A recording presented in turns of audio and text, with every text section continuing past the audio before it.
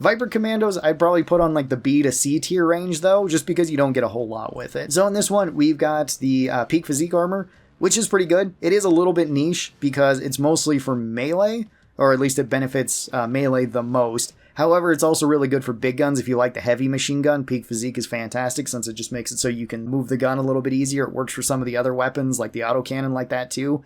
So any weapon that you find maybe a little bit sluggish, try it out with Peak Physique. You'll probably have some pretty good results thanks to that. It's also got a really sick helmet in it. This is one of the best helmets in the game in my opinion, at least in terms of looks.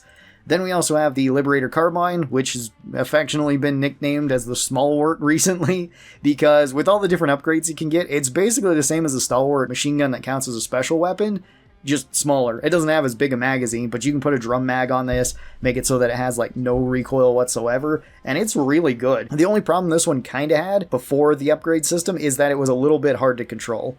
It was still very, very strong at close range, but now, since you can put like a vertical foregrip on this, and you can put a compensator or the flash hider on the front of it, like, you don't have too much recoil, and that's really good for a weapon like this. It also has a very fast reload speed too. Page 2, we've got the Bushwhacker shotgun. This one is a fantastic secondary weapon for at least bugs and squids. It's not so great against bots, but it does as much damage as the Punisher shotgun per shot, which is quite a lot. It's actually got very tight spread for a sawed-off shotgun too. You can use it at surprisingly long range, which is nice.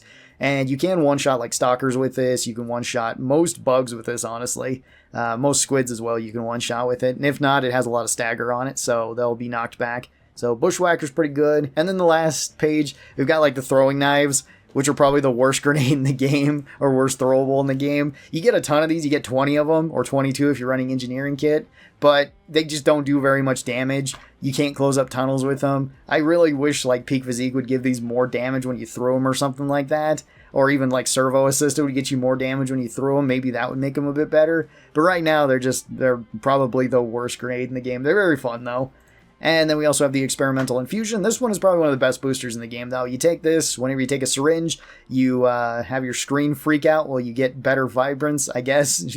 Sometimes it's worse on certain maps. It's harder to see then. As well as you get, like, bonus damage. You have more sway, though, when you're shooting, but experimental infusion's